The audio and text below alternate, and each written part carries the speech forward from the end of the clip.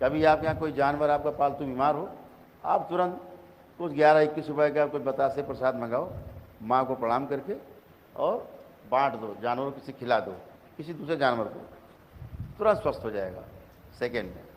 बोलिए सदगुरुदेव भगवान की जय, गुरु माता की जय, हर हर महादेव।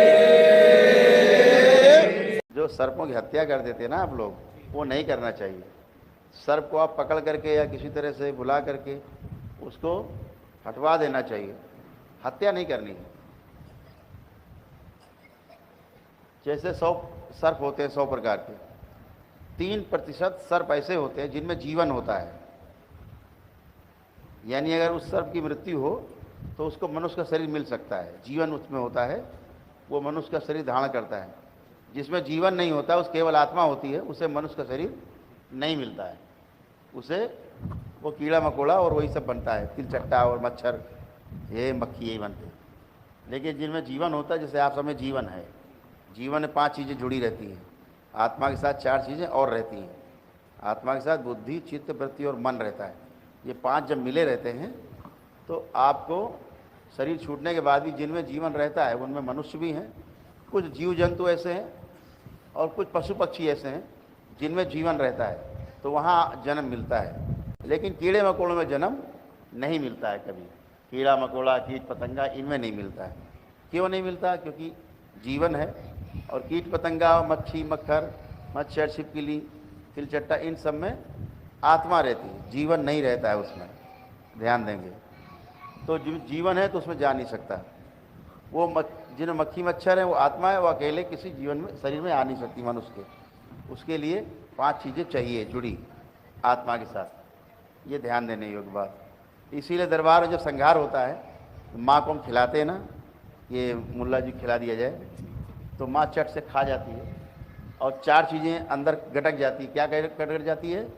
अंदर गटक जाती है बुद्धि, चित्त, वृत्ति और मन। आत्मा रह जाती है, जिसे कहते हैं अजर अमर है। माँ उसे जैसे जामुन खा के आप गुठली थूक देते हो ना, ऐसे माँ उसको थूक, आत्मा बाहर निकल जाती है।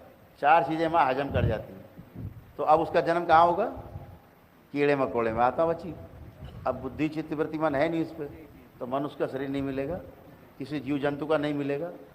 जीव जंतु माने वो जीव जंतु जो आपके बुलाने से आ जाते हैं और आपके कहने से चले जाते हैं, जैसे कुत्ता, बिल्ली, हाथी, घोड़ा, गधे, जो भी चीज़ें हैं। जैसे मच्छर बुलाओ तो नहीं आएगा मच्छर, कह दो भैया आओ काट लो, खून पी लो, वो नहीं आएगा। छिपकली बुलाओ नहीं आएगी, तिलचट्टा बुलाओ, मक्खी बुलाओ नहीं आएगी, मेढक को बुलाओ नहीं आएगा। तो जो आपके संकेतों को नहीं समझ रहा है उसमें जीवन नहीं है, यही प्रमाण है। जो आपके संकेतों को समझता है, आपकी बात को समझता है, जानवर या पक्षी, तो समझ लो इसके अंदर जीवन है।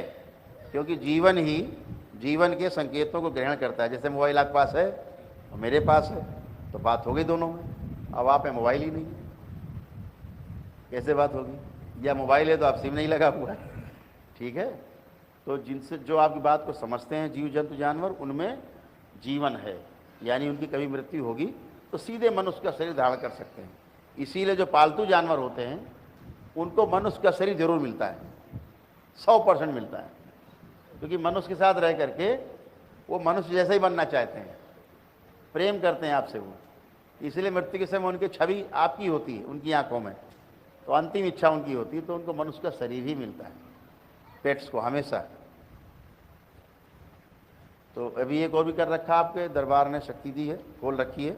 आप यहाँ कोई पालतू जानवर होगा तो सबको माँ चामुंडा का सुरक्षा कवच मिलता है, सभी को मिलता है। आपके जानवर बीमार नहीं होंगे, जल्दी बीमार होंगे तुरंत स्वस्थ हो जाएंगे। अगर आपको कोई जानवर घर में बीमार हो, अभी आप फ़ोन करके पूछेंगे, बिल्कुल स्वस्थ होगा। इतना तेज माँ का जो सुरक्षा कवच है माँ चामुंडा का, वो मिलता है। कभी आप यहाँ कोई जानवर आपका पालतू बीमार हो, आप तुरंत कुछ 11-21 रुपये का कोई बतासे प्रसाद मंगाओ, माँ को प्रणाम करके और बांट दो, जानवरों किसी खिला दो, किसी दूसरे जानवर को, तुरंत स्वस्थ हो जाएगा सेकेंड में, ठीक है। जानवर आपसे बहुत अटैच रहते हैं जो पालतू होते हैं, आपका कष्ट उनमें जाता रहता है। जैसे आप लोग आपस में करते हो ना परिवार का, ऐसे उनमें भी जाता है, बहुत कष्ट में रहते हैं वो। तो दरबार कृपा से सब स्वस्थ होते हैं, आप भी, आपका पेट। तो जैसे आप देखेंगे अभी आँख बंद करके, कोई सांप आप देखना चाहें कोई सांप आपको नहीं दिखेगा। आप देखिए, आंख बंद करके चेक करिए, करिए चेक, सब लोग करिए। एक भी सांप आपको, कोई सर्प नहीं दिखेगा आपको। कितनी भी कोशिश आप करेंगे, कोई सर्प आपको नहीं दिखेगा। इसलिए नहीं दिखेगा क्योंकि सर्प दोष कट गया है, समाप्त हो गया है। यही दरबार का प्रमाण है। इसको आप चेक कर लें सारे। किसी को दिख रहा सर्प? नहीं दिख रहा। यही प्रमाण है कि आप चाह करके सर्प देखना भी चाहेंगे, पूरी ताकत लगा दीजिए, सर्प नहीं दिखेगा। सर्प दोष खत्म हो। जैसे